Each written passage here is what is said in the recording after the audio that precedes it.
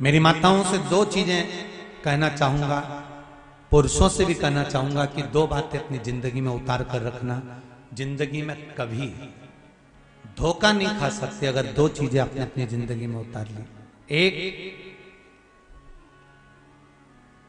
गौ माता को अपने घर से एक रोटी देना चालू कर दीजिए, जिंदगी में कभी धोखा नहीं खाओगे। जिंदगी में कभी धोखा नहीं खाओगे, बस गौ माता को एक रोटी देना चालू कर दो। और दूसरा, स्नान करते समय या भोजन करते समय या तीर्थ में क्षिप्रा, नर्मदा, गंगा, सरयू, सरस्वती, मंदाकिनी, जितनी भी नदियां पवित्र हैं, इसमें जब स्नान करो या घर पर स्नान करो, उस समय पर गंगे हर या नर्मदे हर, ये दो कहना चालू कर दो, कभी धोखा नहीं खाओ। दो चीजें अपने जीवन में धारण कर लीजिए। पहले नंबर का क्या, बोलो जम के बोलो जरा, गौ माता को रोटी। और दूसरे नंबर का नर्मदे हर या फिर गंगे हर, हर हर गंगे या नर्मदे करो। क्या होता है नर्मदा हर कहने से, हर हर गंगे कहने से होगा क्या? नर्मदा पुराण 8वां अध्याय, कभी मौका मिले तो पढ़कर देखना। कल्याण का, गीता प्रेस गोरखपुर, कल्याण का गंगा अंग, भागीरथी गंगा अंग, कभी पढ़कर देखना, उसमें दोनों का वर्णन लिखा हुआ है। जिस समय हम हर हर गंगे बोलते हैं या नर्मदे हर बोलते हैं, एक लोटा पानी जब अपने ऊपर चढ़ता है या अपन किसी पवित्र नदी में डुबकी लगा रहे होते हैं या घर में एक लोटा पानी अपने ऊपर डालते समय हर हर गंगे या नर्मदे हर बोल रहे होते हैं, उस समय पर सारी पवित्र नदियां और हमारे पूर्वज, हमारे पितर, हमारे आहूत, हमारे वासुक और 33 कोटि देवता हमारे नर्मदे हर बोलते ही, गंगे हर बोलते ही हमारे सम्मुख में आकर खड़े होकर हमको पवित्र कर चले जाए। केवल दो चीजें धारण कर लीजिए।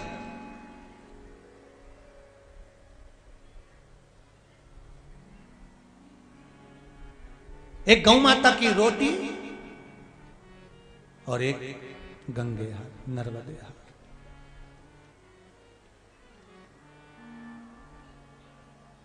और महाराज, इसीलिए तो लोग शायद भजन में कहते हैं ना, मां नर्मदा तू है कलयुग की गंगा, दर्शन से तेरे मन हो जाए चंगा। केवल मात्र स्मरण से। अब इसमें कोई तुम्हारा पैसा लग रहा है क्या? जम के बोलो, कोई पूंजी लगी तुम्हारी?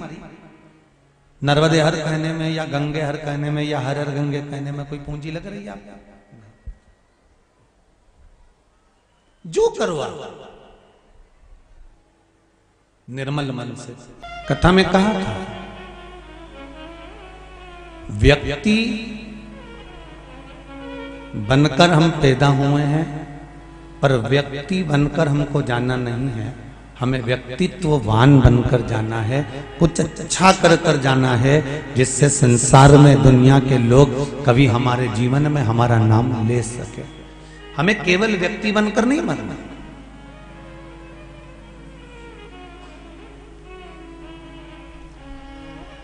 एक साधारण सा सांसारिक मनुष्य बनकर हम जन्म ले लिए और जन्म लेने के बाद वापिस हमारे प्राणों को हम त्याग कर चले गए।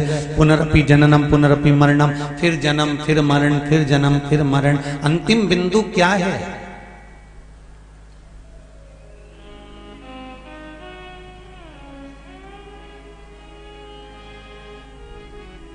धर्म के लिए, अच्छे कर्म के लिए, सत्कर्म के लिए, भगवत भजन के लिए, भगवत स्मरण के लिए, भगवत चर्चा के लिए, भगवान की अविरल भक्ति के लिए कभी कभी हमको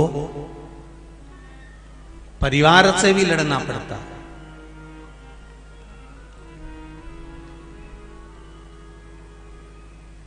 कभी कभी हमको अपने परिवार की ओर भी, उनके भी सम्मुख में खड़े होना पड़ता है कि मैं सत्कर्म कर रहा हूं तो आपको तकलीफ क्या है, मैं भजन करूं तो आपको तकलीफ क्या है, मैं स्मरण करूं तो आपको तकलीफ क्या है। द्वारका कौन कौन गया है, जरा हाथ उठाओ। जो द्वारकाधीश का दर्शन करने कभी द्वारका जी गए हों वो हाथ उठा लो जरा। बहुत सारे लोग गए हैं। होया है सब द्वारका? द्वारका किसकी थी? कौन बैठा है वहां पे द्वारका में? जम के तो बोलो। द्वारका में कौन बैठा है? द्वारका धीश। तो द्वारका क्या राजा द्वारकाधीश की थी?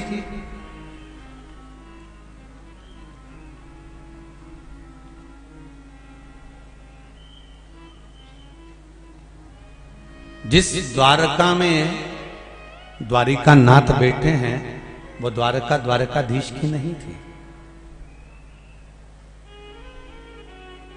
जिस घर में तुम रह रहे हो क्या वो तुम्हारा है? अरे जम के तो बोलो जी जियो। तुम्हारा है? नहीं। किसका था? दादा ससुर का। दादा ससुर को किसने दिया था? उनके पिताजी ने। उनको किसने दिया? उनके पिताजी ने। पिताजी पिताजी देते देते देते देते देते तब तुम्हारे ससुर के पास आया। ससुर के पास से फिर वो तुम्हारे पति के पास आए। पति से फिर वो तुम्हारे पुत्र के पास आए। पुत्र से फिर वो उसके पुत्र के पास आई। तो मकान तुम्हारा है क्या? जमीन तुम्हारी है? घर तुम्हारा है? नहीं। कोई कहे कि द्वारका द्वारकाधीश की है तो ये कह नहीं सकते कि द्वारकाधीश की है। ये भी एक विरोधाभास से राजा अनर्त के पिताजी ने एक दिन कह दिया था। राजा अनर्त से सारे के सारे पुत्र खड़े हुए थे और राजा अनर्त के पिताजी कह दिए कि सारा ब्रह्मांड की जितनी भूमि है, जितनी पृथ्वी है, सब मेरी है।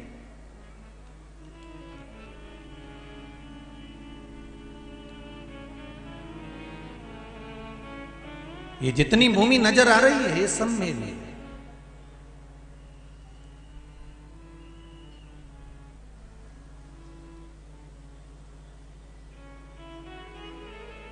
ये जितनी जमीन नजर आ रही है ये सब मेरी है।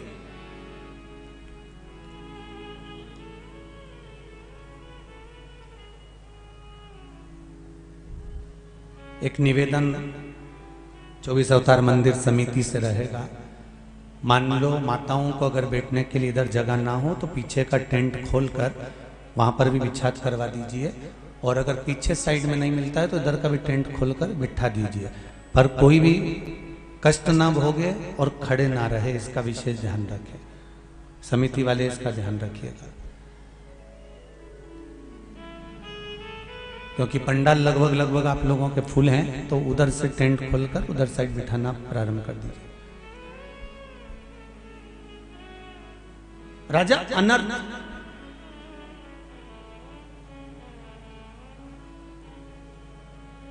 और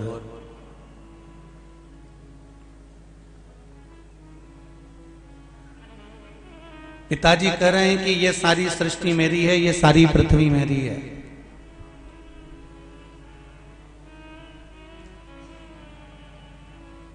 यहां पर सब दूर मेरा राज्य है। होता है कभी कभी हमारे मन में भी अहंकार उत्पन्न हो जाता है। कई बार माताएं कह देती है वो तो मैं जिंदा हूं ना इसलिए घर चल रहा है, जिस दिन मैं मर गई ना आटे दाल का भाव मालूम पड़ जाएगा। तो जो डोकरी बोले नहीं उससे कह दे आधे घंटा मरी जा। जो बोले ना कि मैं जिंदा हूं तब तक घर चल रहा है और मैं मर गई तो आटे दाल का मालूम पड़ जाए, तो इससे कह दे आधा घंटा तो मरी जा। होता है। एक सेठ जी हमेशा कहते थे कि मेरे बिना कुछ भी अच्छा नहीं है, वो तो मैं कर रहा हूं तो सब हो रहा है, वो तो मैं संभाल रहा हूं तो हो रहा है, वो तो मैं कर रहा हूं तो हो रहा है। एक दिन सेठ जी, अगर मेरा परिवार मुझे बहुत चाहता है, मेरे परिवार के लोग मुझे बहुत चाहते हैं, मैं मर गया ना तो मेरे पीछे पूरा परिवार मर जाएगा। मेरे घर के लोग मुझे इतना चाहते कि मैं मर गया तो मेरे परिवार के लोग मर जाएंगे। इतने में एक गुरुजी आ गए और गुरुजी ने कहा, क्या सेठ जी, तुम कहते हो कि मैं मर गया तो पूरा परिवार मर जाएगा, मैं मर गया तो पूरा परिवार मर जाएगा। मेरे को देखना है कि तुम्हारे मरने के बाद तुम्हारा परिवार मरता है कि नहीं मरता। इतने में सेठ जी बोले, क्या महाराज फालतू की बात करते हो, मैं काय को मरूंगा भैया। गुरुजी ने कहा, हमको तो केवल देखना है कि तुम्हारे मरने के बाद तुम्हारा परिवार तुम्हारे मरते हैं कि नहीं मरता। नहीं नहीं नहीं नहीं, मैं अभी काय को मरूं।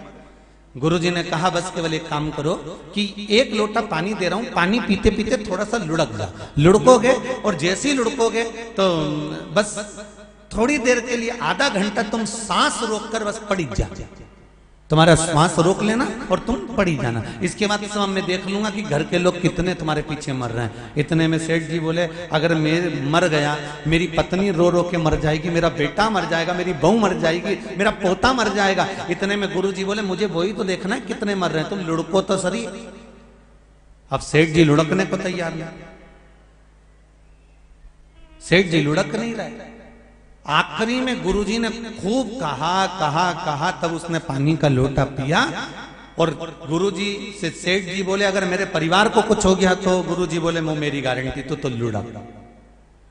और सेठ जी जो पानी पीते पीते लुढ़के और लुढ़कते से ही पत्नी चिल्ला चिल्ला के रोने लगी, बेटा रोने लगा, पोता रोने लगा, पत्नी धाड़ धाड़ के रोने लगी, नई नई डिजाइन में रोने लगी, खूब रोई, खूब रोई, खूब रोई। गुरुजी ने पूछा, सेठानी क्यों रो रही हो, क्या हो गया? सेठानी कहती है, गुरुदेव मेरा पति, मेरा सेठ चले गया, गुरुजी मुझे बताया तक नहीं और चले गया। इतना रोए, इतना रोए। इतने में गुरुजी बोले, सेठानी तू दुख मत कर, बिल्कुल मत रो, मेरे पास एक ऐसी बूटी रखी है, तू खाएगी, तू मर जाएगी और तेरा सेठ जिंदा हो जाएगा। इतने में सेठानी रोते रोते बोली, इनकी तो उम्र हो गई थी। रोते रोते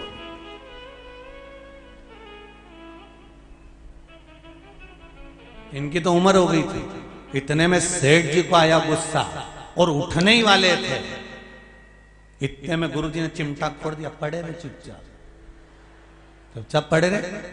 अभी तो कह रहा था कि मेरे पीछे मेरी पत्नी ने बच्चे सब मर जाएंगे। सेठ जी को लगा, अभी तो कह रही थी कि तुम्हारी तो उम्र दिखती नहीं, और क्या कि इनकी तो उम्र हो गई थी। थोड़ी देर बाद बेटा रो रहा था, गुरुजी ने, सेठ जी ने देखा रो रहा है। गुरुजी ने पूछ लिया, बेटा क्यों रो रहे हो, क्या हो गया, किस लिए रो रहे हो?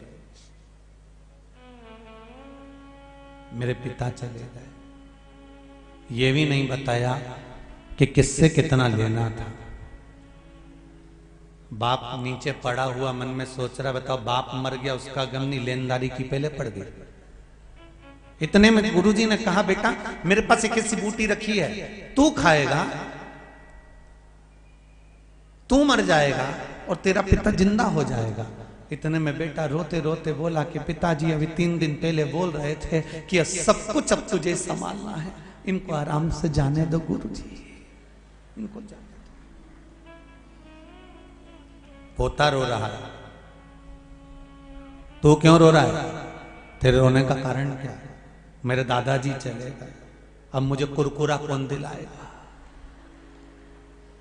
गुरुजी ने कहा, ले ये बूटी तू खा ले, तू खाएगा, तू मर जाएगा और तेरे दादाजी जिंदा हो जाएंगे।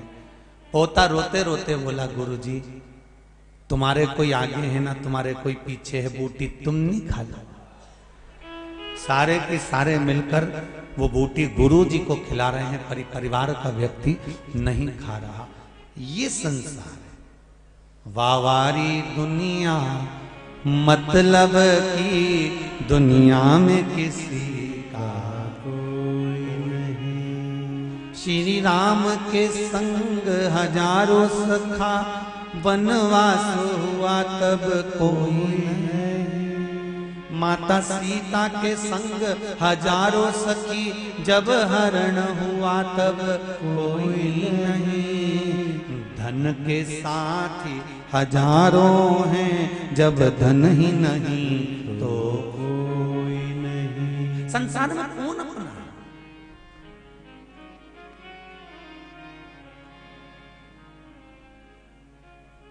हमें लगता है सब अपने नजर आते, पर कोई।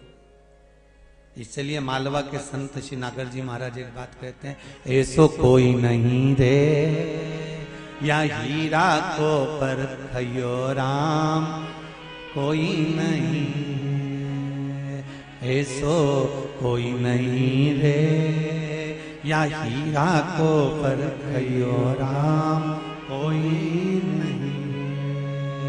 जोगी आया भोगी आया ढोंगी आया रे, और गुरु आया गांव में तो कोई नहीं रे, ऐसो कोई नहीं रे या हीरा को पर खयो राम, कोई नहीं।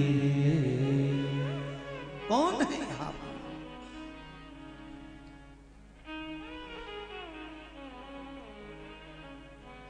अरे जितने नजर आते हैं सब अपने नजर आते हैं।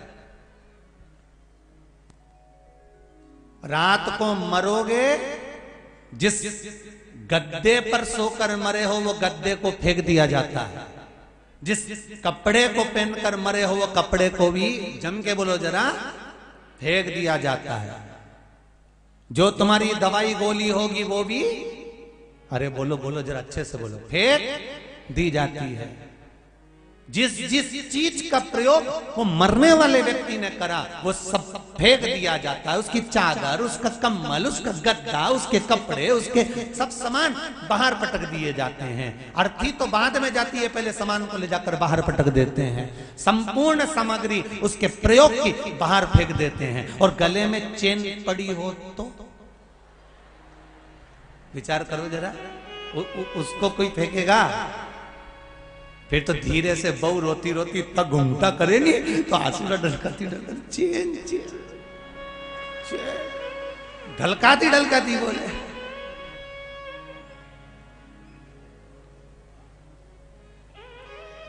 बहुवन 2 बार इतना घूंघट करे, इतना घूंघट बहुवन 2 बार करे। पहले तो सब करते थे इतना घूंघट, पर आज के जमाने में कोई करे? अब तो 2 बार करे इतना। केवल एक बार ब्याह करके आए नहीं, शादी करके आया तो घरे इतना मुंडा करके आया, इतना घूंघट करके आया। क्यों? क्योंकि मुंह दिखाई होए तो सोने की रकम मिले।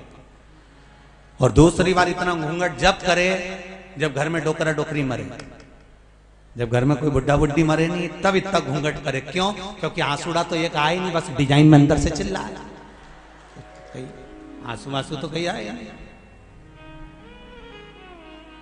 बस 2 बार इतना घूंघट।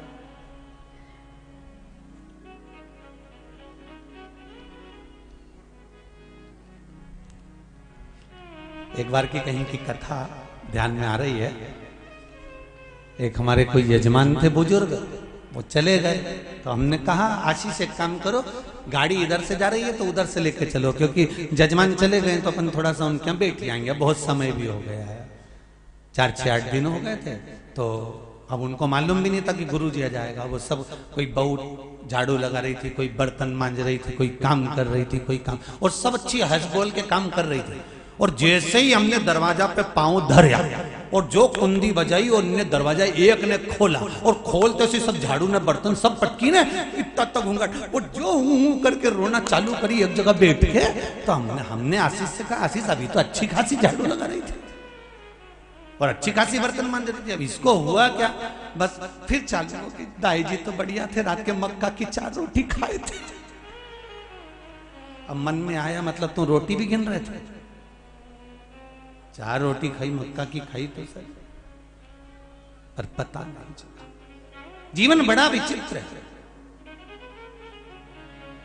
राजा अनर्त ने अपने पिताजी से कह दिया, पिताजी आप कह रहे हो कि यह संपूर्ण ब्रह्मांड, संपूर्ण सृष्टि, संपूर्ण पृथ्वी आपकी है, पर राजा अनर्त कहते हैं अपने पिता से मैं जानता हूं ये संपूर्ण पृथ्वी मेरे भगवान श्री हरि नारायण की, ये संपूर्ण पृथ्वी मेरे महादेव की, ये संपूर्ण पृथ्वी मेरे भगवान की है। हमारा क्या है?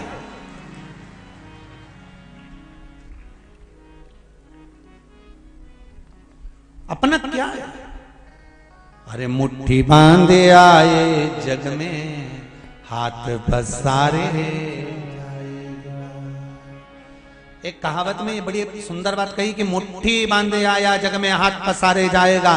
क्या तू लेकर आया, क्या तू लेकर जाएगा? पर शिव महापुराण की कथा कहती है कि मुट्ठी बांधे आया जग में, हाथ पसारे नहीं जाएगा। जो तूने भजन किया, कीर्तन किया, शिव महापुराण की कथा को श्रवण करा, जो तूने दान करा, पुण्य करा, सत्कर्म करा, ये किसी और के साथ नहीं जाएगा, तेरा करा हुआ तेरे साथ जाएगा। खाली हाथ नहीं जाना है। हमारा पुण्य हमारे साथ, हमारा सत्कर्म हमारे साथ जाएगा, हमारा भजन हमारे साथ जाएगा, हमारा नाम जाप हमारे साथ जाएगा, हमारा शिव महापुराण की कथा जो हम श्रवण कर रहे हैं ये हमारे साथ जाएगी। हम शंकर जी को 1 लोटा पानी चढ़ाना है, ये हमारे साथ जाएगा। हम 11 रुद्र के लिए कुछ दान दे रहे हैं, ये हमारे साथ जाएगा। हम भगवत स्मरण कर रहे हैं, ये हमारे साथ जाएगा। हमारा किया गया सत्कर्म हमारे साथ जाने वाला है, ये किसी दूसरे के साथ नहीं जाएगा, अपने साथ जाना। सब कुछ पृथ्वी पर छूट जाता है, जाते समय बस एक ही चीज जाती है, वो आपका सत्कर्म है। आपका सत्कर्म आपके साथ जाएगा।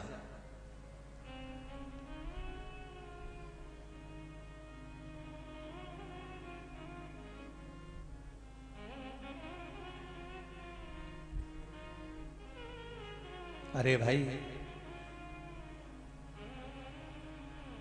अवस्था तो यूं ही जा रही है, चली जा रही है उम्र धीरे धीरे, चली जा रही है उम्र धीरे धीरे, बुढ़ापे का होगा असर धीरे धीरे, झुकी जा रही कमर धीरे धीरे। ये संसार सागर में हम जन्म लिए, ये अवस्था के अनुकूल ये ढलती चली जाएगी। अगर कुछ साथ दिया है तो वो केवल आपका भजन, अगर साथ दिया है तो वो आपका स्मरण, अगर साथ दिया है तो वो आपका नाम कीर्तन। देखो एक पत्र में किसी बेटी ने लिखा है, पत्र बहुत सारे हैं, जितने पढ़े हैं वो यहां हैं और बहुत पढ़ने रह गए हैं।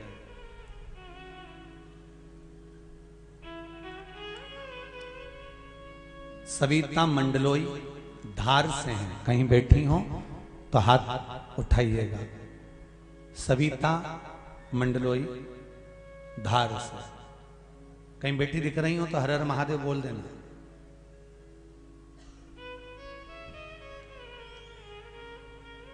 बैठी हैं कहीं?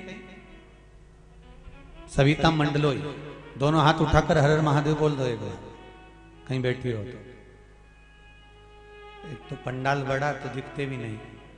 श्री शिवाय नमस्तुभ्यं, कहीं बैठी हो तो हाथ हिला देना। सविता जी मंडल,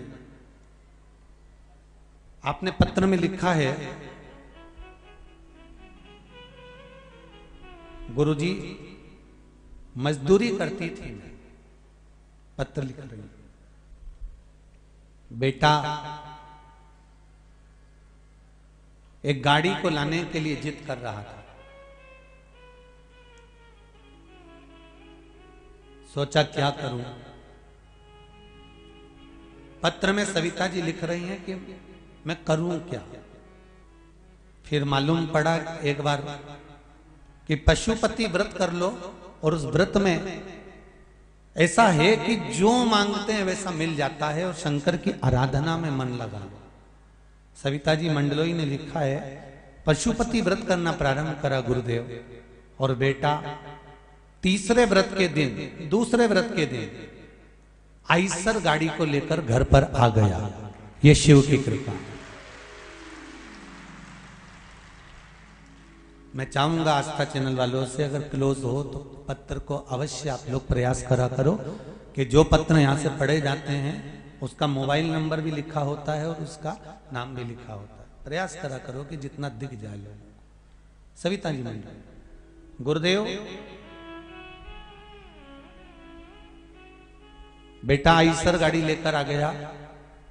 बेटे को मैंने कहा कि इस गाड़ी को कहां चलाएगा, कैसे चलेगी और कैसे पैसा आएगा, तू उठाकर लेके तो आ गया है। तब बेटा अपनी मां से कहता है, मां तूने पशुपति व्रत करा है ना, जब 2 व्रत में वो गाड़ी दे सकता है तो 5 व्रत में ये गाड़ी कहीं पर लगा भी सकता है, इतना विश्वास मुझे शिव पर है। इस पत्र में वो लिख रहा है। और सविता जी मंडलोई कहती हैं, गुरुदेव मैं बाबा भोलेनाथ को कैसे धन्यवाद दूं। 5वां व्रत पूर्ण हुआ था और एक कंपनी से मेरे बेटे के पास खबर आ गई और गाड़ी हमने लगा दी, जिसकी किस्त पूरी भरा रही है और गाड़ी चल रही है। एक वर्णन और लिखा है इसके पीछे। गुरुदेव एक पुरानी सी दुकान थी झोपड़े की।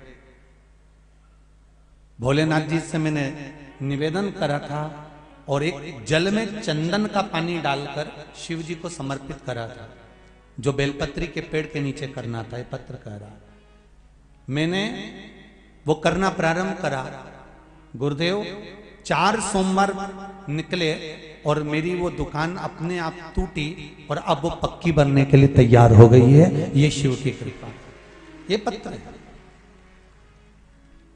शंभु शरणे पड़ी मांगू घड़ी रे घड़ी, दुख काटो दया करी ने दर्शन। शिव कृपा किसको कहता है? एक कंकर और जल का महत्व क्या होता है, ये आपको पितृमोक्ष शिव महापुराण की कथा में कहा था। और इस बहन ने ये कहा की है, सविता परिहार देपालपुर की रहने वाली हूं। कहीं बैठी है सविता जी परिहार देपालपुर, कहीं बैठी हो तो हाथ उठा सकती हैं। इन्होंने पत्र में लिखा है, गुरुदेव मेरी बहन की अचानक तबीयत खराब हो गई थी, जो गोमटगिरी की रहने वाली है। उनको हॉस्पिटल में भर्ती कर दिया गया था।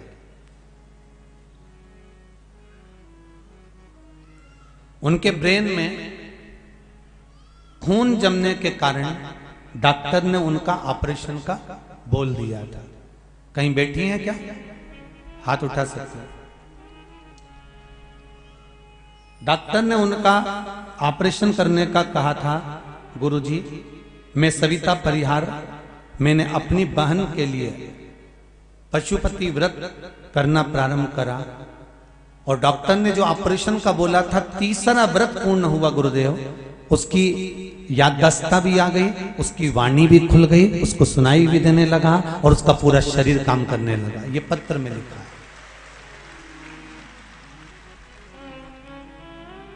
शिव कृपा किसको कहते हैं? शंकर की करुणा किसको कहते हैं? लोग कहते हैं शिव भक्ति में है क्या? हम कहते हैं शंकर का गुणगान करो तो सरी। शंभु शरणे मांगू घड़ी घड़ी, दुख काटो दया करी ने दर्शन आपो। आप शिव की भक्ति करो तो, आप शंकर को 1 लोटा पानी चढ़ाओ तो, आप शंकर का स्मरण करो तो, आप शंकर को अगर एक बेलपत्र भी दिल से चढ़ा रहे हो तो वो दिल से दे रहा है, दिल से।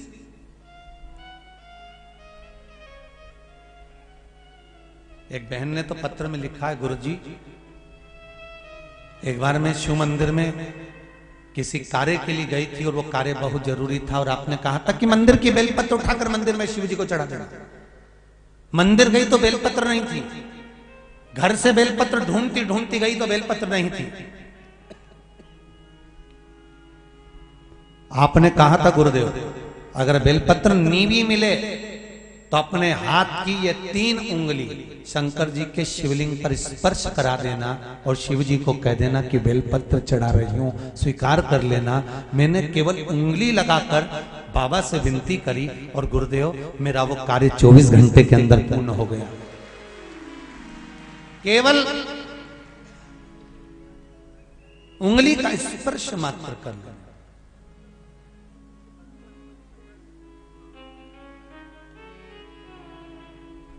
केवल उंगली का स्पर्श।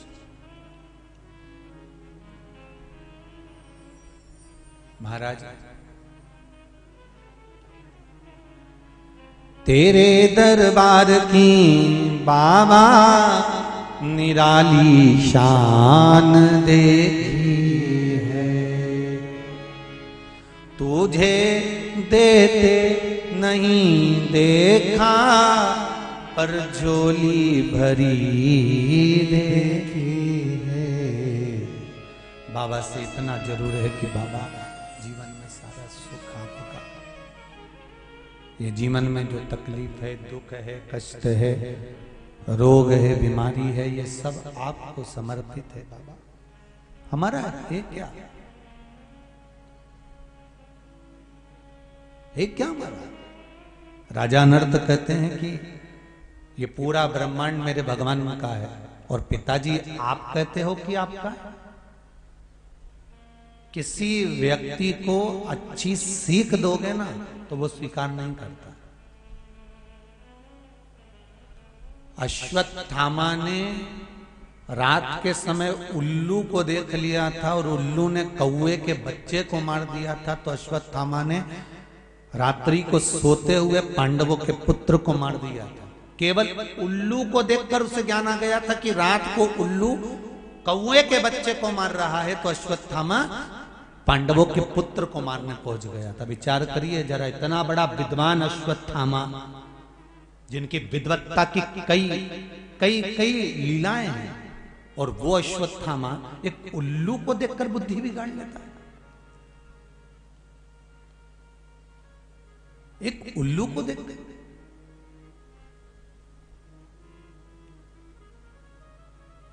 अच्छी बात लोगों के दिमाग में कम बैठती है, बुरी बात होगी ना तो जल्दी बैठ जाती है। जैसे एक महाराज जी प्रवचन दे रहे थे, महाराज जी ने खूब सुंदर भागवत जी सुनाई, खूब सुंदर महाभारत सुनाई, खूब सुंदर गीता जी सुनाई। महाभारत जैसे भागवत जी सुनाने के बाद महाराज जी ने सोचा चलो गांव में घूम के आता हूँ, पटेल साहब के यहाँ जाता हूँ, थोड़ा पटेल साहब अपने को कोई धन दक्षिणा ज्यादा दे देंगे। पटेल साहब के यहाँ पहुंच गए। पटेल साहब से कहा क्यों पटेल साहब, कथा कैसी लगी? पटेल साहब बोले महाराज तूने कथा तो बहुत जोरदार सुनाई। एक बात तो है महाराज, कथा बहुत जोरदार सुनाई, पर यही कथा तू पहले सुना देता ना तो मेरी तो जिंदगी बन जाती। तो इतने में गुरुजी ने पूछा, महाराज जी ने पूछा वो कैसे? तो इतने पटेल साहब बोले अरे जैसे वो पांडव जुआ में हार रहे थे और उनने द्रौपदी को जुए में लगा दिया था। एक बार मैं भी चौराहे पे बैठ के जुआ खेल रहा था, नहीं मैं भी हार रहा था, मुझे क्या मालूम था, नहीं तो मैं पटलन के लगा ही देता, मैं भी पटलन के लगा देता। इतने में अंदर से पटलन घूंघट करके आई और पटलन ने आवाज देकर बोला गुरुजी कथा तुमने बहुत जोरदार सुनाई, पर यही कथा मैं अगर पहले सुन लेती ना तो इस एक के चक्कर में पड़ती नहीं, 5 ही करके लेके आती। एक के चक्कर में थोड़ा पड़ती। महाराज जी ने सोचा चुपचाप निकल लो, महाभारत यहीं चालू हो गई है, अब नहीं पूछना कि कथा कैसी चल रही है, अब तो अपने को निकलना। कथा में से अच्छाई ढूंढने का प्रयास करें, बुराई नहीं। कथा में से कुछ अच्छा ग्रहण करने का प्रयास करें, बुरा नहीं। कथा में से हमको भगवान की अविरल भक्ति रूपी विश्वास को ढूंढने का प्रयास करना है। राजा नर स्वयं कर रहे हैं।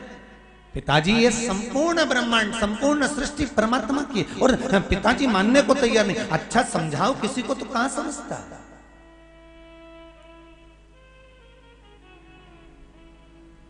नहीं समझो। और अनर्थ के पिताजी ने कह दिया राजा अनर्थ मैं तुझे श्राप देता हूं, मेरी जायदाद में से तुझे एक टुकड़ा जमीन का नहीं मिलेगा, और पूरी जमीन पर, पृथ्वी पर अगर तू कहीं पर भी रहेगा तो जलकर भस्म हो जाएगा। अब तुझे जहां जाना हो चले जा। अनर्थ तो भागे और समुद्र के अंदर कूद गए, पानी में जाके खड़े हो गए। राजा अनर्थ पानी में जाकर खड़े। अब राजा अनर्थ जब पानी में खड़े, क्योंकि पिता ने कहा था पृथ्वी पर कहीं पर रहेगा तो जलकर भस्म हो जाएगा, तो पानी में कूद गए। पानी में कूदने के बाद उन्होंने भगवान की भक्ति को धारण करा, भगवान का द्वादशाक्षर मंत्र उच्चारण करना प्रारंभ करा। ओम नमो भगवते वासुदेवाय, ओम नमो भगवते वासुदेवाय। कहीं पंचाक्षर मंत्र नमः शिवाय, नमः शिवाय, नमः शिवाय, नमः शिवाय। कहीं षडाक्षर मंत्र ओम नमः शिवाय, ओम नमः शिवाय, ओम नमः शिवाय उच्चारण करना प्रारंभ करा। राजा अनर्थ ने जैसे जैसे भगवान के नाम का उच्चारण करना प्रारंभ करा, उच्चारण करते करते करते करते करते करते वो उच्चारण का जो शब्द था वो परमात्मा तक पहुंच गया। कई लोग कहते हैं गुरुजी हम भगवान को बुलाते हैं, हम भगवान को पुकारते हैं, तो हम भगवान को एक लोटा पानी चढ़ाते हैं, हम भगवान को बेलपत्र चढ़ाते हैं, हम शंकर का श्री शिवाय नमस्तुभ्यम मंत्र का जाप करते हैं, तो क्या भगवान सुनता है? आप शास्त्र उठाकर देखिए, सूरदास जी ने भगवान को पुकारा, भगवान आए। तुलसीदास जी ने भगवान को पुकारा, भगवान आए। मीराबाई ने भगवान को पुकारा, भगवान आए। कर्माबाई ने भगवान को पुकारा, भगवान आए। अगर एक साधारण से भाव से निर्मल मन सो मोहि पावा, आप निर्मल मन से जब मेरे परमात्मा को पुकारते हो तो तुम्हारी पुकार वो परमात्मा तक पहुंचती है और परमात्मा आपका कार्य सफल करता है। आप दिल से कहो तो शिव की कथा कर रही है, उगरदानी त्रिकालदर्शी कैलाशी की कथा कर रही है। राजा अनर्थ के मन में यह भाव जागृत और मंत्र का उच्चारण करना प्रारंभ करा। जल के अंदर खड़े रहकर, जल के अंदर रहने के बाद में जल के भीतर रहकर ओम नमो भगवते वासुदेवाय, कभी पंचाक्षर ओम नमः शिवाय, कभी षडाक्षर ओम नमः शिवाय मंत्र का उच्चारण कर रहे हैं। भगवान विष्णु प्रकट हो गए। मांगो क्या चाहिए तुमको, बोलो।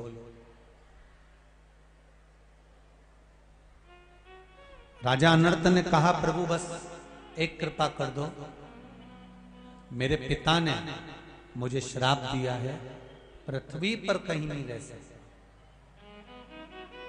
यदि पृथ्वी पर रहूंगा तो जलकर भस्म हो जाऊंगा। अगर मान लो मैं पृथ्वी पर रहता हूं तो जलकर भस्म हो जाऊंगा। भगवान विष्णु ने उसी समय पर सुदर्शन चक्र दिया और सुदर्शन चक्र से कहा जाओ बैकुंठ का ईशान कोण काट कर लिया। सुदर्शन चक्र गया, बैकुंठ का ईशान कोण काट कर लेकर आया। वो ईशान कोण जो बैकुंठ का था वो पानी में जैसे ही डालने लगे, रखने लगे कि तुम्हें पृथ्वी पर नहीं रहना, तुम्हें पानी पर रहना। पानी में जैसे ही बैकुंठ का वो हिस्सा रखा, डूबने लगा। जैसे ही डूबने लगा तो भगवान विष्णु ने अपना सुदर्शन चक्र भेजा और उस बैकुंठ के हिस्से को अपने सुदर्शन चक्र पर रखा और राजा अनर्थ से कहा, अनर्थ अब तुझे पृथ्वी पर रहने की जरूरत नहीं, अब तू इस बैकुंठ के हिस्से पर रहना, अब तू इस पर निवास कर। सुदर्शन चक्र घूम रहा है तो वह बैकुंठ का हिस्सा भी घूम रहा है। राजा अनर्थ खड़े होकर उस बैकुंठ के हिस्से का दरवाजा ढूंढ रहे थे कि दरवाजे में प्रवेश कहां से करना है, द्वार कहां, द्वार कहां, द्वार कहां, द्वार कहां, बार बार पूछा जा रहा था।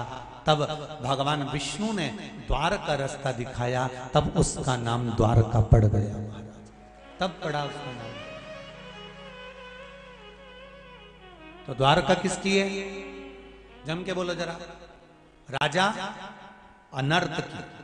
अब राजा अनर्थ द्वारका में रहने लगे। राजा अनर्थ के घर में पुत्र हुए रेवत। रेवत के घर में बेटी हुई रेवती। रेवती के विवाह की तैयारी होने लगी। कोई ऐसा लड़का मिल जाए जो इस गदा युद्ध में रेवती को हरा दे और रेवती के साथ विवाह कर ले। तो रेवती का विवाह हुआ किसके साथ में? बलराम जी के साथ। अब द्वारका के राजा कौन हो गए? राजा रेवत ने कन्यादान में वो द्वारका रेवती को दे दी। तो रेवती के पति द्वारका के राजा बलराम जी हो गए, दाऊ जी हो गए। दाऊ जी द्वारका के राजा बनकर बैठ गए। समय आया और मेरे भगवान कृष्ण रुक्मणी जी को भगा कर लेकर आए। रुक्मणी को लेकर आए द्वारका। तो द्वारका में आते से रुक्मणी जी का जब मंगल विवाह हुआ तो कन्यादान करने के लिए ब्राह्मण ने कहा, इस रुक्मणी का कन्यादान कौन करेगा? इसके पिताजी तो आए नहीं। जब पिताजी नहीं आए तो कन्यादान कौन करेगा? तब रेवती ने अपने पति बलभद्र जी से कहा, स्वामी, बड़ा भाई जेठ होता है, जेठ पिता के तुल्य होता है। अगर कोई कन्यादान करने वाला नहीं मिलता रुक्मणी का, तो रेवती और बलभद्र कन्यादान करेंगे इस रुक्मणी का। इस रुक्मणी का कन्यादान बलभद्र और रेवती करेंगे। अपन दोनों चलकर कन्यादान करते हैं, चलिए। पर बलभद्र जी ने पूछा, रेवती कन्यादान में दोगे क्या इस रुक्मणी के?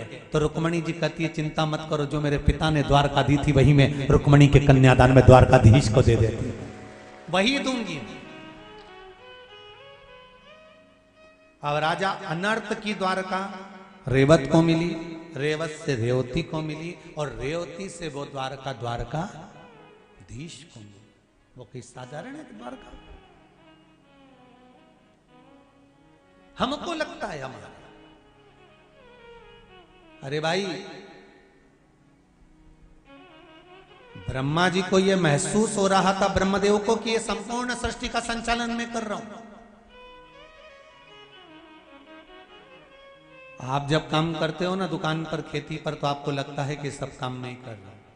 पर शिव महापुराण की कथा कहती है कि मेरा आपकी कृपा से सब काम हो रहा है, करते हो भोले बाबा मेरा नाम हो।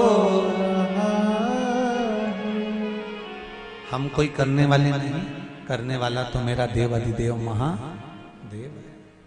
कौन कर रहा है? पूछा स्वयं ब्रह्मा जी ने पूछा।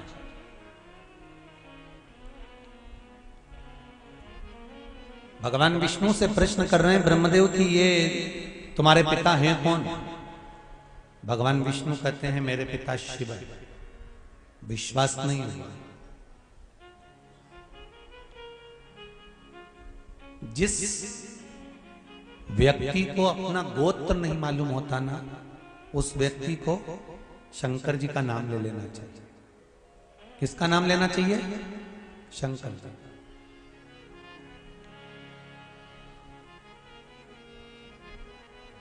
गोत्र का कितना झंझट है जरा समझ लेना। जरा श्रीमद् भागवत में आता है, भागवत जी सुनिए आप सबने। धुंधकारी का चरित्र आता है कि धुंधकारी के लिए गौकर्ण ने तर्पणादि क्रिया करी, पिंडदान करा, गया जी का पिंड दिया, गया जी में श्राद्ध करा, ब्रह्म कपाली करी।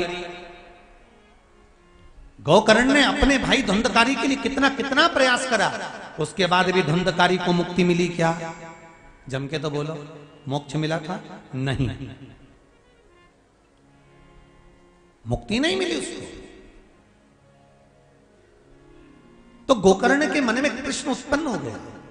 गोकर्ण ने कहा मैंने इसके लिए पिंडदान करा, मैंने इसके लिए तर्पण करा, मैंने इसके लिए तिलांजलि दी, मैंने इसके लिए सारा गया जी में जाकर पिंड दिया, मैंने ब्रह्म कपाली भी इसके लिए करी, फिर इसकी मुक्ति क्यों नहीं हुई?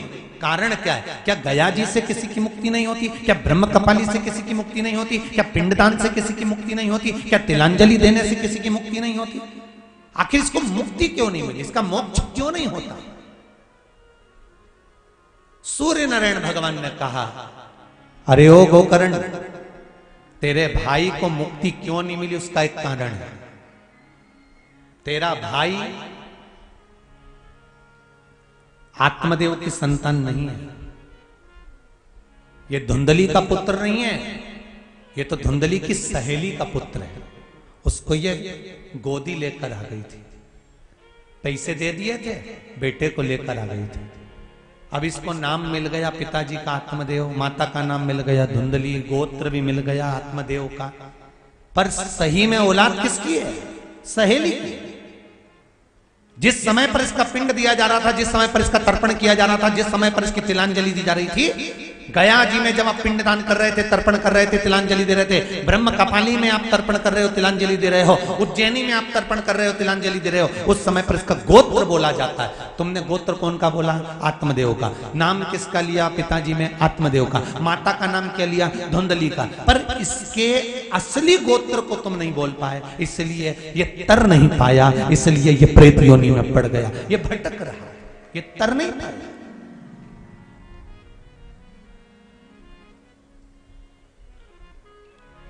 गोत्र का होना जरूरी है, और जिस व्यक्ति को गोत्र मालूम नहीं है उसको शंकर का नाम ले लेना चाहिए। नमः शिवाय, शिव शंकराय। अब शिव का नाम श्री शिवाय नमस्तुभ्यं, श्री शिवाय नमस्तुभ्यं। जब गोत्र नहीं मालूम तो शिव का नाम ले। पत्र में लिखा है, देखो,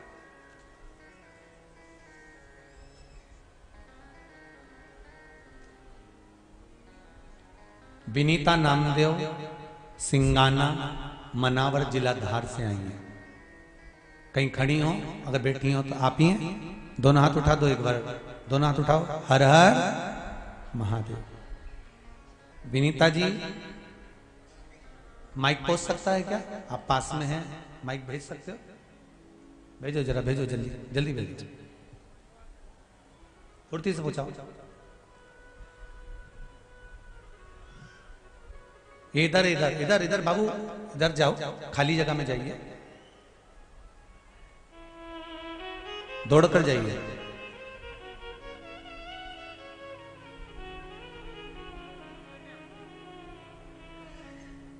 हाँ, ले जाओ दौड़ के बेटा। विनीता जी नामदेव, सिंगाना, मनावर, जिला धार से आई हैं। श्री शिवाय नमस्तम गिरी जी। बहुत बुलंदता है आपकी आवाज में जी जी, आनंद हो। श्री शिवाय नमस्तभ्यम। बड़े खुश दिख रहे हो। आपने लिखा है दीदी कि गुरुदेव, मेरे पति का एक्सीडेंट हो गया था और एक्सीडेंट भी बड़ा बुरा हुआ था। हाँ गुरुजी। अब कैसे? मेरे पति के पैर में क्रैक आ गया था जी। अब कैसी स्थिति है उनकी? अब बिल्कुल ठीक ही है। कोई ऑपरेशन वगैरह तो नहीं करना पड़ा? नहीं नहीं, बाबा ने संभाल लिया? बाबा ने संभाल लिया। अब ठीक हो गए? बढ़िया, बिल्कुल ठीक। आपने पत्र में लिखा है, गुरुदेव मेरे पति का एक्सीडेंट हो गया था और बड़ा बुरा हुआ था, डॉक्टर ने ऑपरेशन का बोल दिया था, परंतु मैंने शिव जी की आराधना करना प्रारंभ करी। आपकी कथा में जैसे बताया था वो उपाय करना प्रारंभ करा और मेरे बाबा ने सुन लिया, मेरे पति ठीक हो गए और ऑफिस जाना भी चालू हो गए। हर हर महादेव। अब तो प्रसन्न हो, बाबा का नाम ले रहे हो? हाँ। श्री शिवाय नमस्तुभ्यं। बैठिए श्री बैठिए शिवाय नमस्तभ्यम। बैठिए बैठिए। शंभो शरणे मांगू घड़ी रे घड़ी। एक पत्र और बड़ा सुंदर आया है। संजना जी पांडे कहीं बैठी हैं, इंदौर से आई हैं संजना पांडे। कहीं बैठी हो तो हाथ हिला दीजिए या हर हर महादेव बोल दीजिए। पीछे के लोग तो हमको दिख नहीं रहे भीड़ के कारण, पर कहीं बैठे हो तो जरूर बोलिएगा हर हर। संजना पांडे इधर हैं क्या कहीं? उन्होंने लिखा है पत्र में, गुरुदेव 4 सितंबर 2021 को सीहोर आई थी मैं, कुबेरेश्वर धाम में नौकरी का बोल कर गई थी मैं। कहीं बैठी हो तो हाथ जरूर हिलाना संजना जी पांडे। गुरुदेव, मैं नौकरी का बोलकर गई थी और देवाधिदेव महादेव ने ऐसी कृपा करी गुरुदेव, 4 सितंबर को बोलकर आई थी, 8 नवंबर को आईसीआई बैंक में मेरा जॉब लग चुका है और मैं सर्विस कर रही हूं। 8 नवंबर। ये मेरा शिव है, ये मेरा शंकर है। उसकी भक्ति, विश्वास, दृढ़ता। और एक आपसे भी निवेदन करूंगा, जितने लोग इस पंडाल में कथा सुन रहे हो और जितने टीवी के माध्यम से या मोबाइल के माध्यम से कथा सुन रहे हो, कथा सुनने की तारीख, समापन की तारीख लिख के रखना। और जो इस 7 दिन में इस पंडाल में बैठकर 24 अवतार मंदिर की इस पावन धरा पर आप जो दिल से कहकर जाओगे, 3 महीने में बाबा आपकी मनोकामना पूर्ण जरूर करेंगे। मौका मिला है देपालपुर वालों, आस पास के जितने रहने वाले हैं, आपको भगवान ने खुद मौका दिया है कि अपने हृदय की बात कह लो। ये शिव महापुराण की कथा कोई साधारण नहीं है। स्वयं शंकर और सती भी सुनने के लिए गए थे और शिव जी ने कुंभज बाबा के आश्रम में एक बार त्रेता जुगमाही शंभु गए कुंभज ऋषि पाही। कुंभज बाबा के आश्रम में जाकर अपने हृदय की बात मांग ली थी कि मुझे राम का दर्शन हो, तो राम का दर्शन हुआ था। सती मैया ने सोच लिया था कि ये शरीर अग्नि में भस्म हो जाए, तो सती को भस्म होना पड़ा था। शिव महापुराण के अंतर्गत जो हम मांगते हैं, जो हम भगवान से कहते हैं, बाबा उसको स्वीकार करता है, मिलता जाता है। सहज नहीं है शिव पुराण।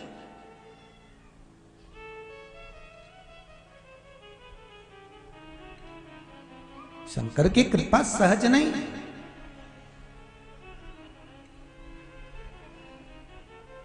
महाराज, सब कुछ पड़ा रह जाना है, अगर साथ जाना है तो केवल तुमने जो शिव महापुराण की कथा का रस तत्व ग्रहण करा है, दान करा है, पुण्य करा है, ये हमारे साथ जाना है, बाकी का सब छूट।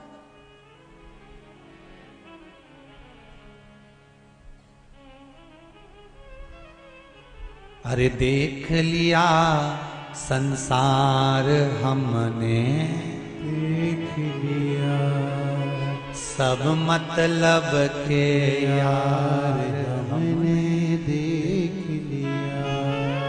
झूठे नाते झूठे रिश्ते, झूठे नाते झूठे रिश्ते, झूठा है संसार हमने देख लिया। सब मतलब के यार हमने देख लिया। तुम्हारे जीवन में अगर थोड़ा सा दुख आएगा ना, थोड़ी सी तकलीफ आएगी ना, थोड़ा सा कष्ट आएगा ना, थोड़ी सी बीमारी आएगी ना, थोड़ा सा रोग आएगा ना, थोड़ी सी तकलीफ तुम्हारी जिंदगी में आकर आकर खड़ी होगी, सबसे पहले साथ तुम्हारे रिश्तेदार छोड़ेंगे, सबसे पहले साथ तुम्हारे अपने छोड़ेंगे, सबसे पहले साथ तुम्हारे अपने छोड़कर जाएंगे, और आखिरी में जब कोई साथ नहीं आएगा, तब वो देवाधिदेव महादेव तुम्हारे सामने खड़ा मिलेगा, तब वो शिव सामने खड़ा मिलेगा। मेरा शंकर, जब डॉक्टर भी हार जाते हैं, हाथ छोड़ देते हैं, तब डॉक्टर भी कहते हैं अब उसके हाथ में है। मतलब डॉक्टर को भी मालूम है कि एक डॉक्टर और ऊपर बैठा हुआ है जिसने गणेश जी का माथा जोड़ दिया, प्लास्टिक सर्जरी करने में नंबर बने। ससुर को बकरे का मुंह लगा देता है, बेटे को हाथी का मुंह लगा देता है, और मनुष्य के धड़ पर हाथी का मुख और बकरे का मुख लगाकर जोड़कर भी उनको जिंदा कर सकता है। तो वो देवाधिदेव महादेव, वो महामृत्युंजय ही हो सकता है, कोई दूसरा नहीं हो सकता। अकाल मृत्यु वो मरे जो काम करे चंडाल का, और काल उसका क्या बिगाड़े जो भक्त हो महाकाल का। जो शिव का उपासक हो उसका क्या बिगड़ना।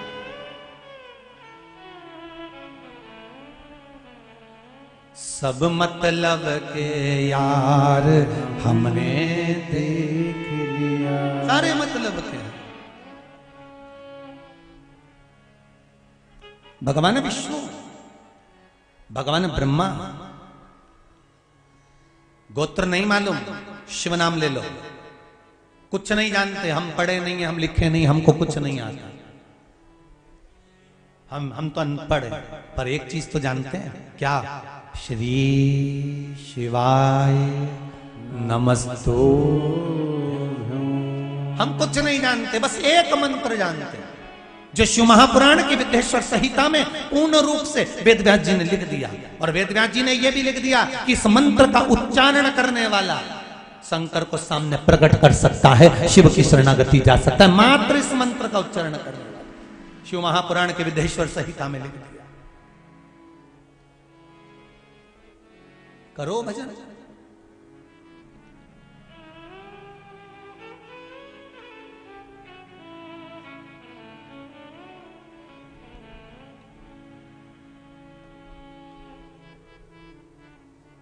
जब बीमारी बढ़ जाए, मान लो कोई बीमारी हो गई, पीछा नहीं छोड़ रही है, कोई बीमारी अगर हो जाए, और ये पत्र में लिखा है किसी बहन ने, शायद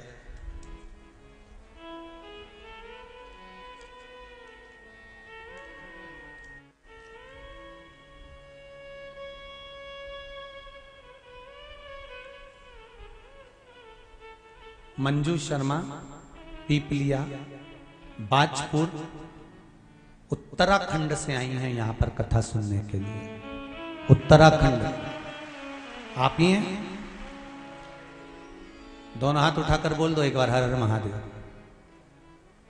दीदी, आपने पत्र में लिखा है, गुरुजी मैं उत्तराखंड से आई हूं, पीपलिया, बाजपुर, उत्तराखंड से।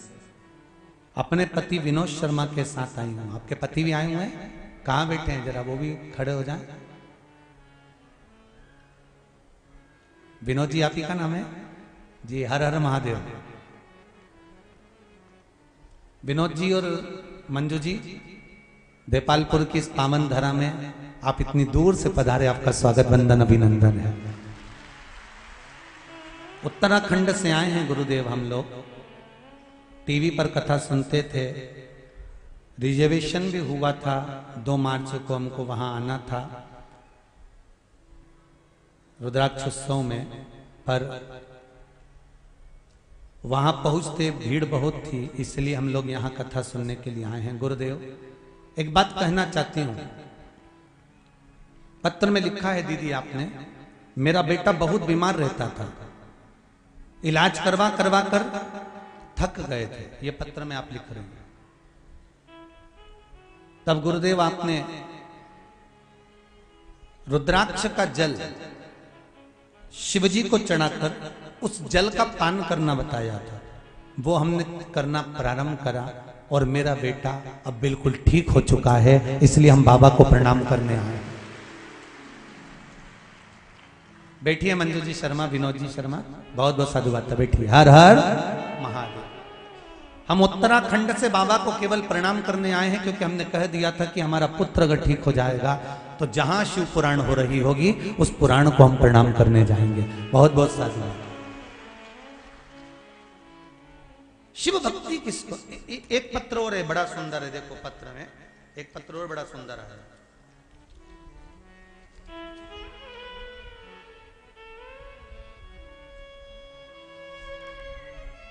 श्रीमती नीलिमा मुकेश जी खंडेलवाल,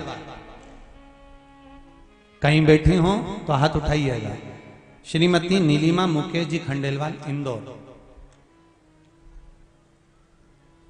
इन्होंने पत्र में लिखा है, गुरुदेव इंदौर में कथा हुई थी, मेंदोला जी कराए थे, तब हम कथा में पहुंचे थे, पर भीड़ ज्यादा होने के कारणवश हम परदेसीपुरा के रहने वाले हैं, पर ज्यादा होने के कारणवश वहां प्रवेश नहीं कर पाए थे। मैंने सुना था कि कथा में कंकर शंकर होता है, इसलिए मैं वहां से उस कनकेश्वरी ग्राउंड से एक कंकर लेकर आ गई थी अपने मकान के निर्माण के लिए। और गुरुदेव, आज मैं वही कंकर इस पावन धरा पर छोड़ने के लिए आई हूं, क्योंकि मेरे मकान का निर्माण कार्य प्रारंभ हो गया और बाबा ने मकान बनाना चालू कर दिया। श्रीमती नीलिमा मुकेश जी खंडेलवाल, कहीं बैठे हो तो हाथ उठा सकते हैं। हर हर महादेव। शिव कृपा किसको कहते हैं? शंकर का अनुमोदन किसको कहते हैं? जब कथा पूरी हो जाती है ना, लोग चले जाते हैं। कथा जब 7 दिन की पूर्ण हो जाती है तब लोगों को समझ में आता है कि पास में गंगा बहकर निकल गई और हम 2 क्षण के लिए नहीं जा पाए। तब जब आखिरी में पछतावा होता है, जब चिड़िया खेत चुनकर चली जाती है। स्वयं शिव है शिव महापुराण, आपका विश्वास है शिव महापुराण, भरोसा है शिव महापुराण।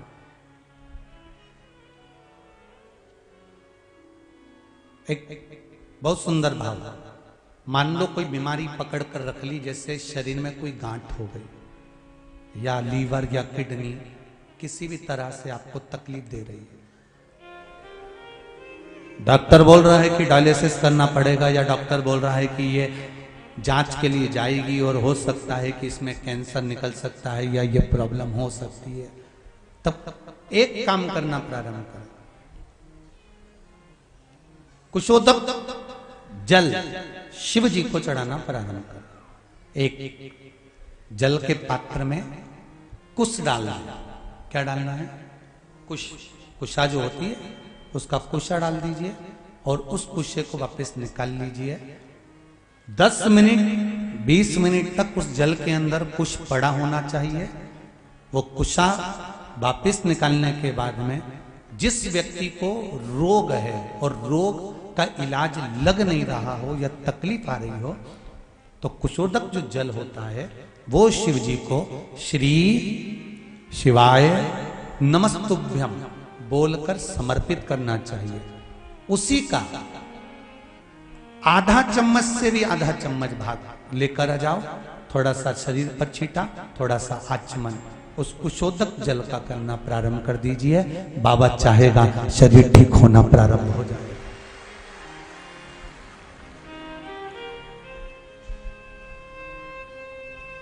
शिव को समर्पित करा गया।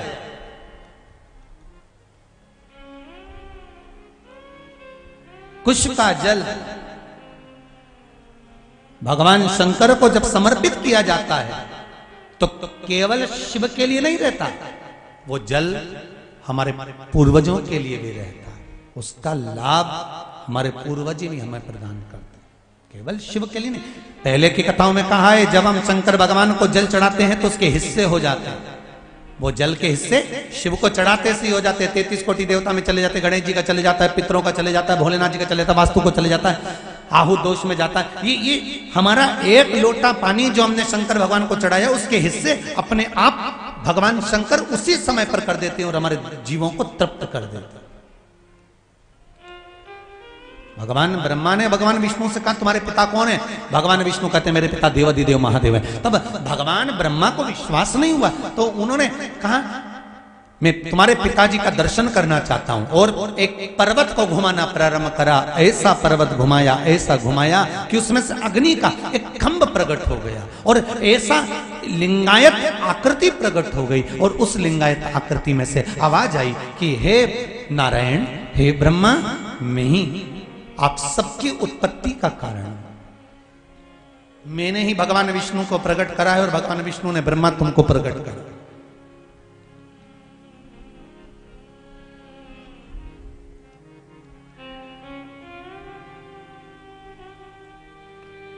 सुनो,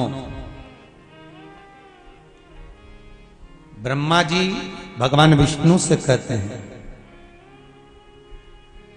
ये भगवान शंकर, ये शिव, ये देवाधिदेव महादेव है। हाँ, इनके चरण कहां है? इनका शीश कहां है? शिवलिंग का चरण और शीश मालूम नहीं पड़ता। तुम जहां बैठकर जल चढ़ा दोगे शिव उसको स्वीकार कर लेता है, क्योंकि कंकर में शंकर बसा होता है। कंकर में शंकर बसा होता है।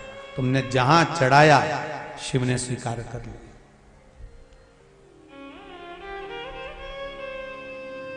एक प्रैक्टिकल करके देखना, पूरे पंडाल में कहीं पर भी बैठकर 108 बार श्री शिवाय नमस्तुभ्यम का जाप कर कर देखना, मन की अभिलाषा से।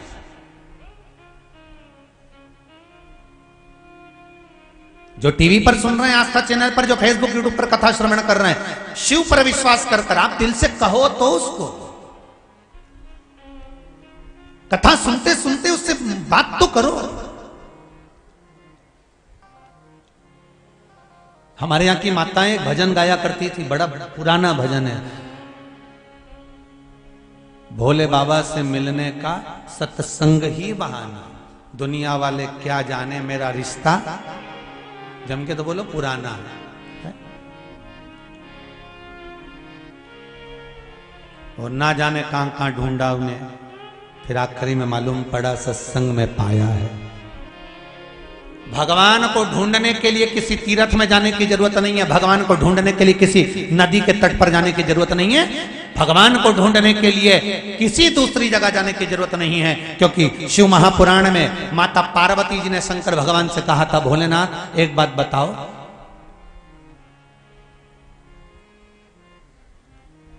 दुनिया के लोग आपको ढूंढते हैं, आप कहां छुपे होते हो? शंकर भगवान ने कहा, पार्वती मैंने छुपने का सबसे अच्छी जगह ढूंढ के रखी है। जब बच्चे छुप छुपैया खेलते हैं ना, तो वो अलग अलग जाकर छुपते हैं, कहीं पलंग के नीचे छुपेंगे, अलमारी के पीछे छुपेंगे, कहीं बैलगाड़ी के पीछे छुपेंगे, कहीं कहीं जाकर छुपेंगे, कहीं घास में जाकर छुपेंगे। भगवान शंकर से पूछा गया कि प्रभु आप भक्तों से जाकर कहां छुपते हो? तो भगवान पार्वती जी बोलती है, कैलाश पे जाकर छुपते हो, शमशान में जाकर छुपते हो, मंदिर में जाकर छुपते हो, गंगा जी के जल में जाकर छुपते हो, कि नर्मदा जी के जल में जाकर छुपते हो, कि किसी वन में जाकर छुपते हो? शंकर भगवान बोले, ये सब छुपने की जगह नहीं है, मैं ऐसी जगह छुपता हूं जहां भक्त मुझे कभी नहीं ढूंढ सकता। तो पार्वती जी ने पूछा, वो स्थान कौन सा है? शंकर भगवान कहते हैं, मैं भक्त के हृदय में जाकर छुपता हूं, क्योंकि वो सब दूर टटोलेगा और अपने भीतर झांक कर नहीं देखेगा। सारी दुनिया में हम भगवान को ढूंढ रहे हैं, पर अपने भीतर नहीं ढूंढ पा रहे। सारा जमाना हमको गलत नजर आता है, अपने आप को छोड़कर बस अकेले तुम ही अच्छे पैदा हुए हो, बाकी के सब गलत पैदा हुए हैं। और हमेशा एक ही बात लोग कहते, जमाना खराब है। अरे भाई, नीले कलर का चश्मा लगाओगे तो सब, जम के तो बोलो, नीले नजर आएंगे। पीले कलर का लगाओगे तो सब पीले नजर आएंगे। लाल कलर का चश्मा लगाओगे सब लाल नजर आएंगे। काले कलर का चश्मा लगाओगे सब काले नजर आएंगे। जैसी तुम्हारी दृष्टि होगी सृष्टि वैसी नजर आएगी। जिससे मिलो एक ही बात कहता, जमाना बड़ा खराब है। मतलब तूने चश्मा खराब लगा कर रखा है, इसलिए सब खराब नजर आ रहे हैं। जिस दिन तू अच्छा लगा लेगा, संपूर्ण सृष्टि नजर आएगी अच्छी। अच्छा तो लगाओ आंखों में, अच्छा ही देखना चालू करो। जमाना बड़ा खराब है। और जो बोलता है ना जमाना बड़ा खराब है, हम उनसे पूछ लेते हैं, ये बता कब अच्छा था? वो बताते सतयुग में अच्छा था, हिरण्यकशिपु पैदा हुआ था जो अपने बेटे तक को नहीं छोड़ा। त्रेता में अच्छा था, रावण जैसा पैदा हुआ, विभीषण को लात मार के भगा दिया। द्वापर अच्छा था, कंस जैसा पैदा हुआ, दूध पिलाने मौसी आ गई। पूतना कौन सा अच्छा था? जमाना खराब है। जमाना खराब नहीं है, हमारे भीतर के विचार खराब है, हमारी दृष्टि खराब है, हमारी सोच खराब है। हमें अगर अच्छा देखना है ना, तो अपने आप को अच्छा बनाना पड़ेगा। सर्वे भवन्तु सुखिनः। हमको कुछ बुरा दिखे, स्वयं भगवान कृष्ण ने युधिष्ठिर से कहा, जाओ संसार में से कोई बुरा व्यक्ति ढूंढ कर लेके आ, और दुर्योधन से कहा कोई अच्छा व्यक्ति ढूंढ कर लेके आ। दुर्योधन को अच्छा नहीं मिला, युधिष्ठिर को बुरा नहीं मिला, क्योंकि युधिष्ठिर सब में अच्छा ही ढूंढ लेता था और दुर्योधन सब में बुरा ही ढूंढ लेता था। सास सोचती है कि मेरी बहू को सुधार दूं, बहू सोचती है डुकरिया में तुझे ऊपर से धार दूं। सुधरे कौन? कौन सुधरता है? इसलिए फिर निवेदन है कि हमें देख लिया संसार, हमने देख लिया सब मतलब के यार, हमने देख लिया। कितने मतलबी लोग, संसार में कितना मतलब भरा हुआ है साहब।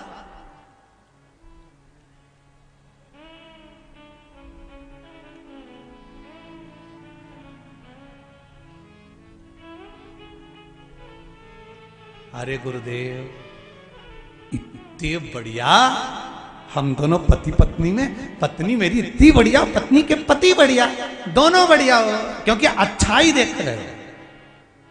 बहन कहती मेरा भाई अच्छा है, भाई कहता मेरा बहन अच्छी, मतलब अच्छाई देख रहे हो। सुबह से उठे, पड़ोसन ने झाड़ू लगा के कचरा तुम्हारे दरवाजे पे पटक दिया, सुबह से भगोने जैसा तुम्हारा मुंडा हो गया, क्या करना? उसने कचरा पटका है ना तुम्हारे दरवाजे पर, सवेरे सवेरे कचरा दरवाजे पे ही पटका है ना, समझ लो उसने अपने दरवाजे की लक्ष्मी बटोर के तेरे दरवाजे पे लाके डाल दी। इससे बढ़कर प्रसन्नता और क्या होना चाहिए? तो उस कचरे में भी अच्छा ही देखना। व्यापार अच्छा चल रहा था, बंद हो गया, टेंशन में आ गए। परसों के दिन हमारे मामा जी आए थे, दुकान पे बैठे थे, उनकी मामी जी जो है ना वो एसी है, कुछ ना कुछ कर रही होगा, इसलिए दुकान बंद हो गई। क्या करा था? बाद में एक नींबू मिला था हमारी दुकान में से, फिर बस वो दुकान में नींबू मिला, उस दिन से हमारी दुकान चलना बंद हो गई। अरे तुम्हारी दुकान पे नींबू डाला, कहीं का आ जाए और हमारे यहाँ लाके डाल के जाए कि हम एक नींबू पटक के आए तो हम दरवाजे पे लिख दें कम से कम एक साथ 12 नींबू पटको हम अचार डालेंगे, क्या दिक्कत है इसमें? किसी के करने से कभी कोई बुरा नहीं हो सकता। अगर किसी के करने से बुरा होता तो सबसे पहले लोग मोदी के पीछे पड़े रहते और उसका बुरा कर देते। किसी के बुरा करने से अगर बुरा होता तो वो टाटा बिरला, वो अंबानी, जिनकी बड़ी बड़ी फैक्ट्रियां चल रही है, अगर छूमंतर करने वाला होता, टोना टोटका करने वाला होता तो सबसे पहले इनको ही निपटाता। पर ये तो चकाचक रह रहे हैं, तुम्हारे यहां कुछ भी नहीं और बुरा तुम्हारा ही करेगा। ऐसे ऐसे भेरू पैदा हो गए, ऐसे कोई किसी का बुरा नहीं कर सकता। शिव महापुराण की कथा कह रही है, शंकर भगवान कहते हैं मृत्यु लोक में कंकर में शंकर है, एक एक भूमि के कण कण में शिव समाया है। जब स्वयं शंकर कंकर में बैठा हुआ है तो दुनिया में किसी की सामर्थ्यता नहीं कि कोई बुरा कर दे। तुम तो बेहतरीन, अगर कोई तुम्हारा बुरा भी करे ना तो चेहरे पे स्माइल रखो, खजूर वाली चोटी करके खूब जूड़ा बांध के चकाचक चल चल चल। आग लगे बस्ती में, अपन रहो मस्ती में, क्या किसको रोइए, चादर तान के सोइए। किसी के चक्कर में मत पड़ना, नहीं तो लोग तुरंत तुमको पगला बनाने में नंबर 1 बैठे रहेंगे। न नारियल ने दाना लेके अगरबत्ती लेके पहुंच जाओगे और घूमता घूमता व्यक्ति यूं बोलेगा तेरे ही घर का है, और जैसे ही तुम उसके यहाँ गए उसने एक ही बोला तेरे ही घर का है। मतलब इसको समझ में आ गया कि मेरी 4 दिन पहले जेठानी से लड़ाई हुई थी, उसने कुछ करवाया, अब जेठानी से मुंह फुला के फिर रहे। अरे क्यों? देवी देवता कभी किसी का घर नहीं तोड़ते साहब। देवता कभी नहीं कहते कि तेरे घर वालों ने करा है। देवता तो ये कहते हैं हमने दोष देखा वास्तु में, पत्रिका में दोष देखा, वास्तु में दोष देखा, पाइप बदल लिए, घर बदल लिए, पत्रिका बदल ली, अंगूठी बदल ली, सब कुछ बदल लिया। सारी दुनिया में पितृ दोष देखा, वास्तु दोष देखा, काल सर्प दोष देखा, पर एक दोष नहीं देख पाए कि अपने भीतर क्या दोष है। वो दोष अपना देखो ना कि हम कैसे हैं। हम दुनिया को सुधारने चले, अपना दोष नहीं देख पाते। इसलिए निवेदन है, हरियो जी जियो देवपालपुर वालियों,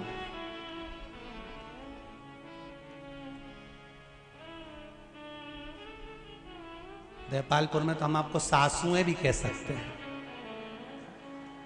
और इनको ससुरा भी कह सकते हैं। तो तुम, निवेदन है हमें दूसरे में दोष नहीं देखना। भगवान ब्रह्मा भी यही कर रहे हैं। भगवान ब्रह्मा ने भगवान विष्णु से कहा ये शिवलिंग का चरण कहां है, शीश कहां है? कहां है चरण, कहां है शीश? कहां? हम दोष देख रहे हैं। 3 मित्र पिकनिक करने गए, समोसे, कचौड़ी, पानी की बोतल, कोल्ड ड्रिंक, टॉफी झोले में भर के ले गए। जैसे ही गए पिकनिक करने के लिए जंगल में, झोला खोला, सब कुछ निकला, पानी की बोतल नहीं थी। कहां गई? घर रह गई। कौन जाएगा लेने? इन तीनों ने नाम लिखा और पर्ची फेंकी, जिसका नाम आएगा वो जाएगा।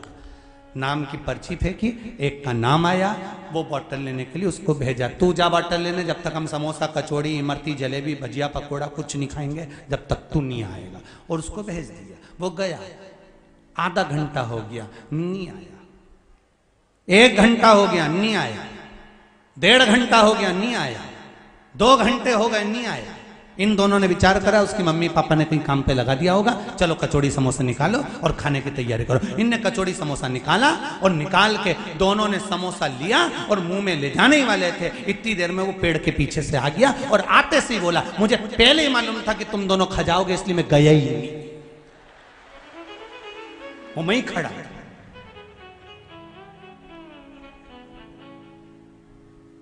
वो तो इंतजार में था ये खाए और मैं बाहर आऊं। बस हम भी वैसे ही हैं, उसी की तरह हम दूसरे पर दोष देते, हम अपना दोष नहीं देखते। मत बुरे कर्म कर बंदे वरना पछताएगा, भगवान की आंखों से तू बच नहीं पाएगा, तू बच नहीं पाएगा। अरे ओ अज्ञानी मत करना। बड़ा कठिन है अपना दोष देखना। जमाना खराब है, बहुत खराब है। भीतर का दोष तो निकालो। ना सास बुरी, ना बहू बुरी, ना माता बुरे, ना पिता बुरे, ना बच्चे बुरे, ना कोई बुरा। बुरे तो हम भीतर से, हो सकता है हमारे कर्म का भोग हमको भोगना पड़ रहा है, हमारे कर्म का भोग हमको भोगना पड़ रहा है।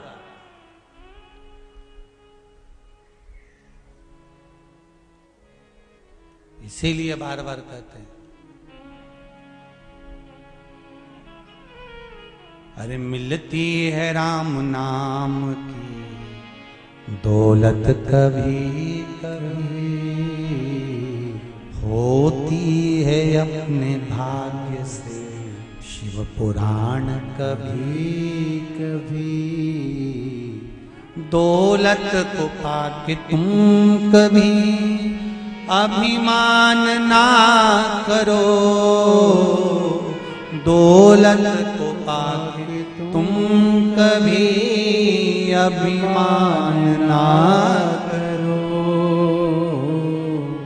माटी में मिल जाती है दौलत कभी कभी, होती है अपने भाग्य से शिव पुराण कभी कभी। बेटी को पाके तुम कभी अभिमान ना करो, बेटी को पाके तुम कभी अभिमान ना करो। ले जाते हैं जमाई भी बेटी कभी कभी, मिलती है राम नाम की दौलत कभी कभी। शिव स्मरण करो, अविरल भक्ति को धारण करिए। कहां है शिवलिंग के चरण और शीश? जाओ इस शिवलिंग के चरण और शीश का पता करते हैं। भगवान ब्रह्मदेव ने कहा मैं सिर ढूंढने जाता हूं, भगवान शंकर का तुम चरण ढूंढने के लिए जाओ।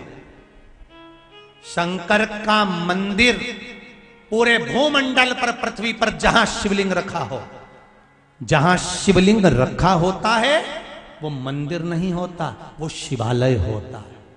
शिवालय का मतलब होता है शिवालय में पट नहीं होता, शंकर के हृदय में कपट नहीं होता और शंकर के ऊपर जल चढ़ाने वाले को कभी खटपट नहीं होता। इतना याद रखना। 3 चीजें, शिव मंदिर में पट नहीं, शंकर के हृदय में कपट नहीं और शंकर के भगत के जीवन में कभी खटपट नहीं। आपके गांव में भी कई शिव मंदिर खेतों पे हमने किसान भाइयों के देखा है। जो किसान लोग रहते हैं उनका जो खेत रहता है, खेत में कहीं ओटला बना होता है, ओटले पर नर्मदेश्वर शिवलिंग बैठा रहता है, शंकर जी बैठे आराम से खुले में। अच्छा, कई लोगों के मन में आता है खुले में भगवान को रख दिया।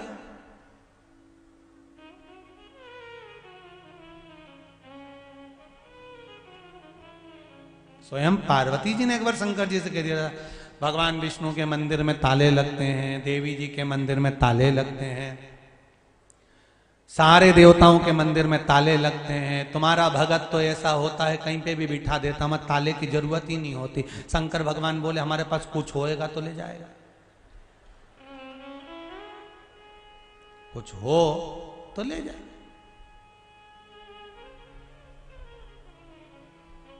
और चोरी करोगे भी क्या शंकर जी के मंदिर? बब्बा ले जाओगे का?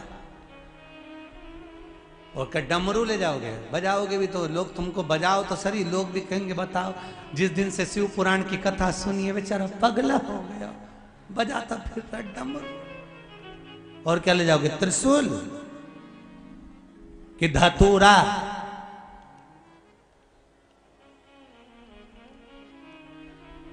शिव कथा कर रहे हैं, ढूंढने के लिए चले हैं भगवान। भगवान विष्णु तो चरणारविंद की ओर गए और ब्रह्मा जी ऊपर आकाश की ओर गए।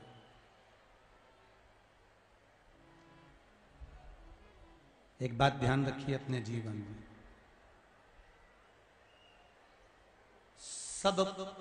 सबकी परीक्षा लो पर शिव की कभी परीक्षा मत लो। किसकी परीक्षा नहीं लेना है? शंकर। उसकी परीक्षा लेने की जरूरत नहीं पड़ती। वो जो देता है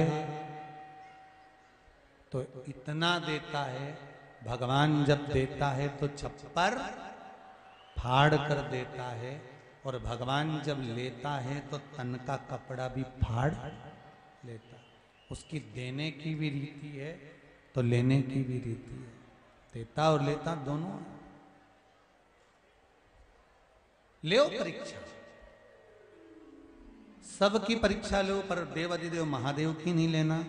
और एक भगवान शंकर के जो भक्त होते हैं, शिव के जो उपासक होते हैं, शंकर का जो गुणगान करने वाले होते हैं, शंकर की सेवा करने वाले होते हैं, इनकी कभी परीक्षा नहीं लेना।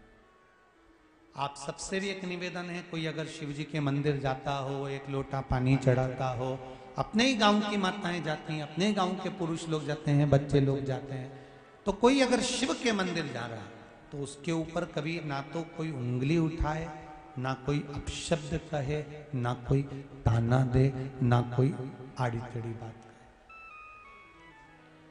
शिव उपासना में लगे रहे।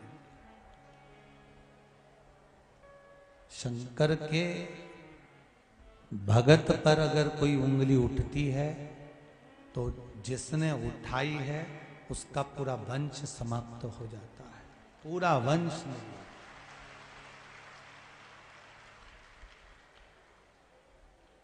शंकर के भक्त पर उंगली ना उठे महाराज। अब भगवान विष्णु शिवलिंग का चरण देखने के लिए गए पर चरण नहीं मिला, वापिस आ गए। ब्रह्मा जी ऊपर गए, एक केतकी के फूल को तोड़ लिया उन्होंने, पूछा केतकी से कहा कि तुम मेरे साथ चलो और नीचे चलकर भगवान विष्णु के सामने कह देना कि ब्रह्मा जी को भगवान शंकर का शीश मिल गया। केतकी ने बोला कि मैं बोल दूंगी पर इसमें लाभ क्या है मेरा। ब्रह्मा जी ने कहा मैं तुम्हें सुगंधित बना के रखूंगा और सारे देवताओं पर तुम चढ़ोगे। अगर भगवान विष्णु ने मेरी बात नहीं मानी तो सामने से गाय निकल कर जा रही थी तो गौ माता को पकड़ लिया ब्रह्मा जी ने और गौ माता से कहा, हे गौ माता चलो हमारे साथ, भगवान शंकर के सामने चलकर कह देना कि ब्रह्मा जी को भगवान शंकर का सिर मिल गया। गौ माता ने कहा, मैं झूठ काय को बोलूं? ब्रह्मा जी ने कहा, सबसे पहली रोटी बनेगी तुमको मिलेगी। एक रोटी के चक्कर में गौ माता ने झूठ बोल दिया। नीचे आए भगवान विष्णु से ब्रह्मा जी ने कहा, नारायण प्रभु आपको क्या भगवान के चरण मिल गए? भगवान विष्णु ने एक ही बार में पूरा झंझट ही मिटा दिया। भगवान विष्णु ने सत्य कह दिया कि मुझे भगवान शंकर के चरण नहीं मिले। जैसे ही भगवान विष्णु ने कहा कि मुझे चरण नहीं मिले, शंकर भगवान ने कहा, स्कंद पुराण में लिखा है, सत्यनारायण भगवान की कथा स्कंद पुराण से निकली है। भगवान शंकर ने कहा, ए भगवान विष्णु तुमने मेरे सामने सत्य बोला है, इसलिए आज से पृथ्वी पर तुम सत्यनारायण भगवान बनकर पूजे जाओगे। सत्यनारायण भगवान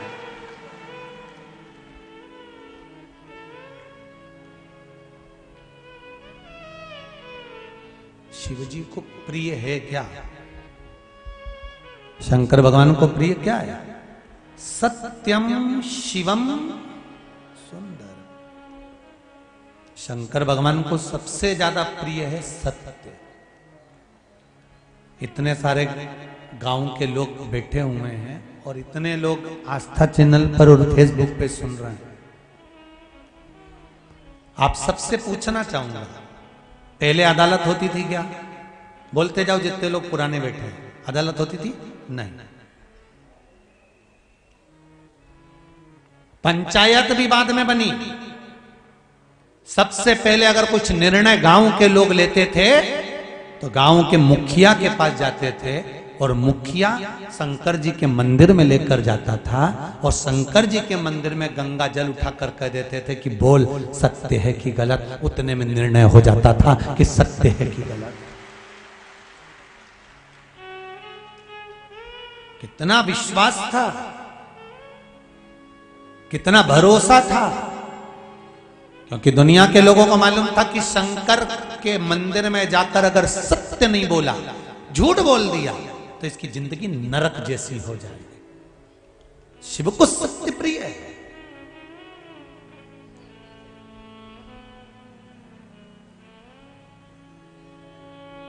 पर आज के जमाने में तो व्यक्ति हर पल पल में झूठ बोलता है, पल पल में। शिव महापुराण की कथा कहती है, आप जितनी देर शिव पुराण में बैठो ना, उतनी देर आपके मुख से सत्य निकलना चाहिए।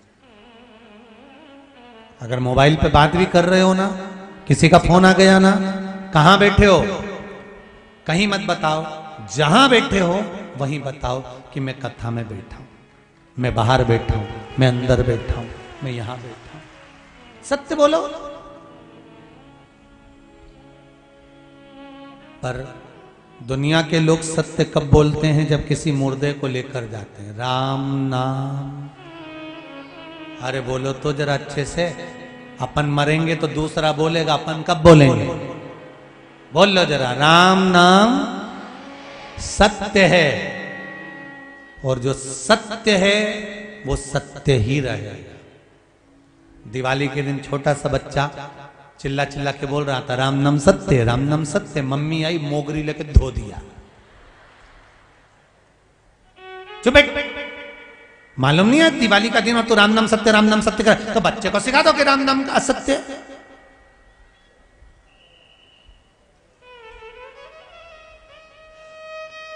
सत्य को झुटलाया नहीं जा सकता। सत्य कितना भी छुपा लो, सत्य को कितना भी दबा लो, सत्य को कितना भी दबा कर रख दो, कितनी भी झूठ की परत पर परत चढ़ा दो, पर सत्य एक दिन निकल कर बाहर आ ही जाता है कि यह सत्य है। इसमें यह सत्य था। भगवान विष्णु ने कह दिया, मेरे को भगवान शिव के चरण नहीं मिले। आपको सिर मिला, हाँ, ना मानो तो केतकी के फूल से पूछो। केतकी के फूल को भगवान विष्णु ने हाथ में लिया। क्यों रे केतकी, ये बता, क्या ब्रह्मा जी को शंकर भगवान का शीश मिला? केतकी के फूल ने कह दिया, हाँ, शिवलिंग में से आकाशवाणी हो गई, ये केतकी का फूल झूठ बोल रहा है। भगवान शंकर ने कहा, सुन केतकी के फूल, सारे देवताओं पर तू चढ़ेगा, पर तूने मेरे मंदिर में मेरे सामने झूठ बोला है, शंकर पर कभी नहीं चढ़ेगा।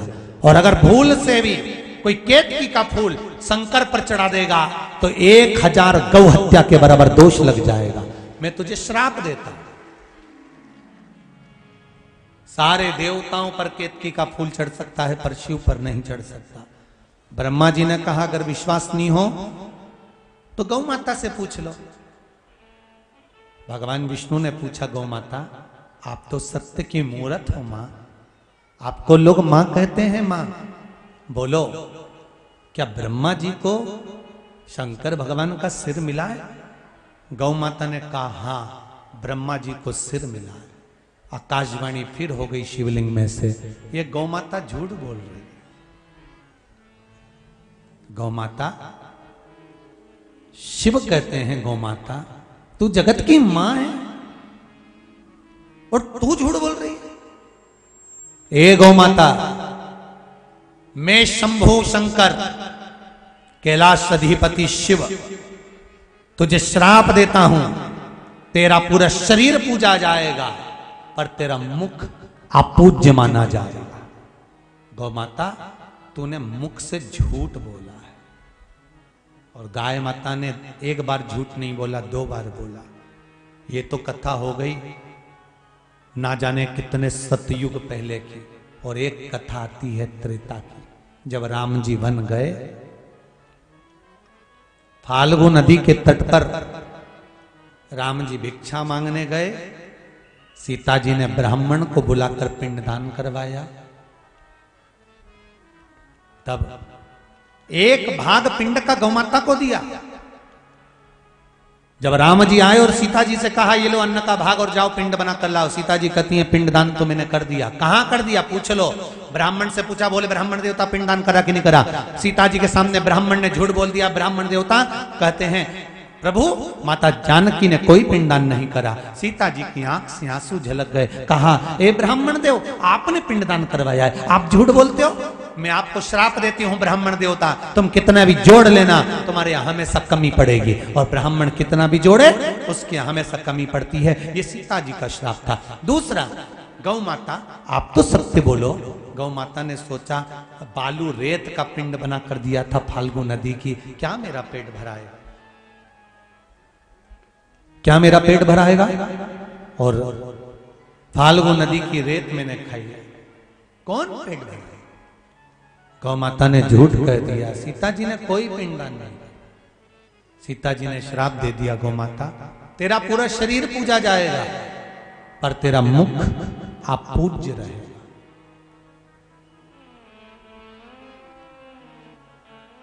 हिंदू धर्म में सारे मंदिरों की परिक्रमा आगे से होती है, पर हिंदू धर्म में सारे देवताओं की परिक्रमा आगे से होती है। पर हिंदू धर्म में एक परिक्रमा है गौ माता की, जो कभी आगे से नहीं होती, गाय की पूंछ से चालू होकर पूंछ पे ही विराम होती है, क्योंकि इसने झूठ बोला था। हिंदू धर्म में सारे दान आगे से होते हैं, अन्नदान, वस्त्र दान, स्वर्ण दान, मुद्रा दान, कन्यादान, जितने भी दान होंगे आगे से होंगे। हिंदू धर्म में एक दान, गौ माता का दान पीछे से होता है, गाय की पूंछ पकड़कर करना पड़ता है, आगे से नहीं होता, क्योंकि इसने झूठ बोल दिया। तूने झूठ बोला, तू झूठ बोली।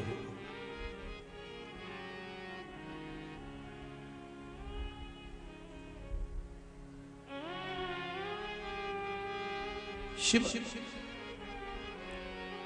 ब्रह्मा जी कहते हैं शिव जी की आकाशवाणी झूठी है। स्वयं ब्रह्मा कह रहे हैं कि आकाशवाणी झूठी है।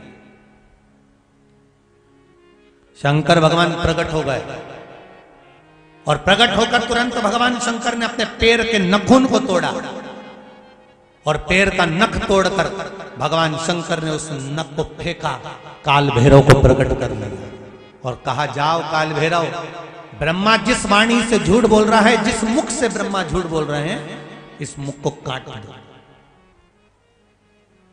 काट दो इस मुख को।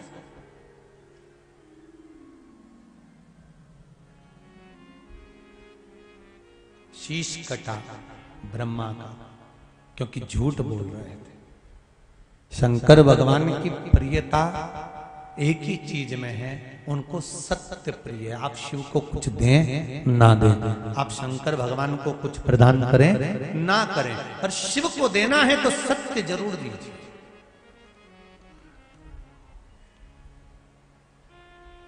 शिव को सत्य दो।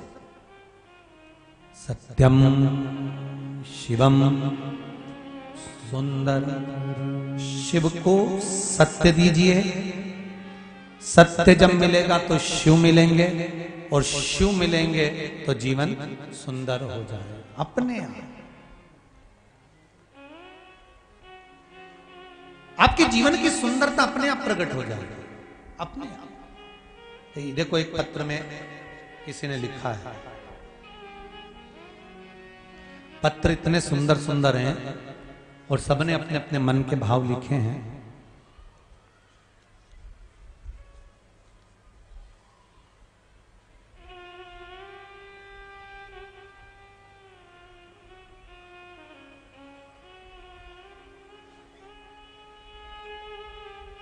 तमन्ना ओसवाल, गांव अत्यायना, देपालपुर की हैं, कहीं बैठी हैं। उन्होंने लिखा है, गुरुजी, भाई की शादी नहीं हो रही थी, बहुत कोशिश करी गई। कहीं बैठी हो तो हाथ उठा सकती हैं। आप ही हैं? दोनों हाथ उठाओ जरा। हर हर महादेव। आपने लिखा है, तमन्ना जी ओसवाल, गांव अत्यायना, देपालपुर।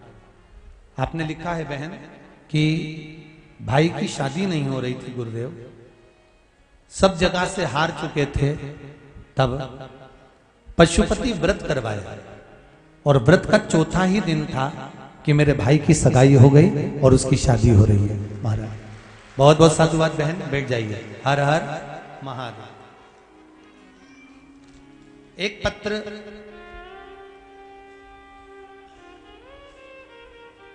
इस लिफाफे में रख के भेजा था किसी बहन ने।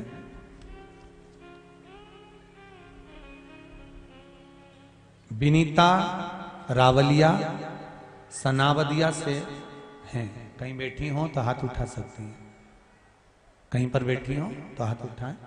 कहा है, गुरुदेव, मैं 2 वर्ष से लगातार शिव महापुराण की कथा, कहीं बैठी हो तो हाथ उठा सकती हैं, दोनों हाथ ऐसे हिला दो अगर कहीं बैठी हो जिनका नाम लिया। विनीता रावलिया सनावदिया से 2 वर्ष से लगातार शिव महापुराण की कथा श्रवण कर रही हूं। मेरे 2 बार बच्चे मिसकैरेज हो गए थे गुरुदेव। डॉक्टर कह रहे थे कि अब योग नहीं है, अब आप संतान के लिए क्रम ना रखें। तब आपके द्वारा जो बताया गया था सफेद आंकड़े की जड़ का प्रयोग, वो करा। और गुरुदेव, बाबा की ऐसी कृपा हुई कि मेरे घर में पुत्र रत्न की प्राप्ति हुई है। बाबा को धोख लगाता है। ये पत्र भेजा है। शिव कृपा ही ऐसी। आप शंकर से निवेदन तो करो, विनती तो करो, शंकर का अनुमोदन तो करो। महाराज, अकाल मृत्यु वो मरे जो काम करे चंडाल का, काल उसका क्या बिगाड़े जो भक्त हो महाकाल का। शिव की आराधना में लग जाओ। तेरा ही दिया मैंने खाया पिया है, तेरा शुक्रिया है, तेरा शुक्रिया। भगवान ब्रह्मदेव का काल भैरव ने सिर काट दिया लुढ़कता लुढ़कता सिर गया ब्रह्मा जी के रक्त में। अभी भी ब्रह्मा जी का कटा हुआ सिर कह रहा है कि आकाशवाणी झूठी है। झूठ बोलने के कारण ब्रह्मा जी के रक्त से एक नदी प्रकट हो गई जिसका नाम था कर्मनाशा। कौन सी नदी है? कर्मनाशा। जिस नदी का पानी कुत्ता भी नहीं पीता, जिस नदी का पानी पक्षी भी नहीं पीता, जिस नदी का पानी आज भी पशु भी नहीं पीता। यूपी गवर्नमेंट ने बड़े बड़े बोर्ड लगा कर रखे हैं कर्मनाशा नदी पर। यह कर्मनाशा है, अगर भूल से भी कोई इसमें हाथ धो लेता है, इसका पानी का छींटा लग जाता है तो हमारे कर्मों का नाश हो जाता है। जो हमने पुण्य करा होता है सब समाप्त हो जाता है। इसलिए कर्मनाशा नदी में कोई हाथ नहीं डोबता, कोई स्नान नहीं करता, कोई उसका छींटा नहीं लेता। भगवान विष्णु ने कहा, प्रभु ये ब्रह्मा जी ने गलती कर दी है, क्षमा कर दो। इनका कटा हुआ शीश लोग इसका अपमान करेंगे क्योंकि इनने झूठ बोला है। आप कृपा करेंगे तो सब कुछ हो सकता है। भगवान शंकर ने ब्रह्मा जी के कटे हुए सिर को बट वृक्ष बना दिया, बड़ का पेड़ बना दिया। और शिव जी ने कहा, सुनो नारायण, इस बड़ के पेड़ के नीचे, बट वृक्ष के नीचे मेरा निवास होगा। इसके नीचे मेरा निवास होगा। मेरा एक नाम बटकेश्वर महादेव होगा। शिव जी ने अपना नाम दिया। क्या नाम पड़ गया?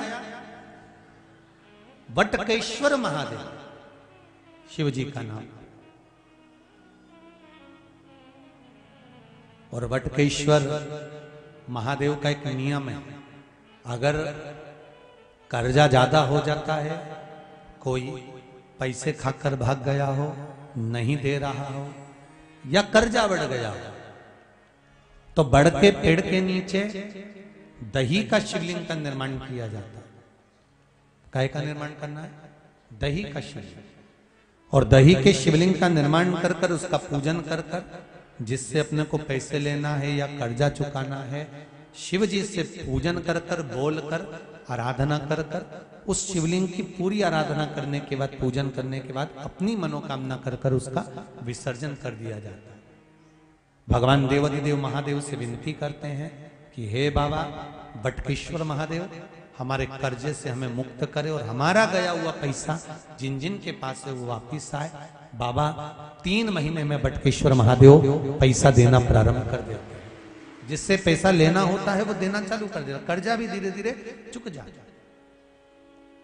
ऐसे बटकेश्वर महादेव भगवान शिव का एक स्वरूप है। बटकेश्वर भगवान बड़ के पेड़ के नीचे विराजमान हुए, ऐसा सुंदर स्वरूप का वर्णन आता है। शिव जी ने अर्धनारीश्वर स्वरूप धारण कर कर भगवान ब्रह्मा जी को अपनी झांकी का दर्शन कराया है। अर्धनारीश्वर भगवान पधार रहे हैं। जोरदार ताली बजाकर स्वागत करें अर्धनारीश्वर भगवान के लिए। बोल अर्धनारीश्वर भगवान की जय।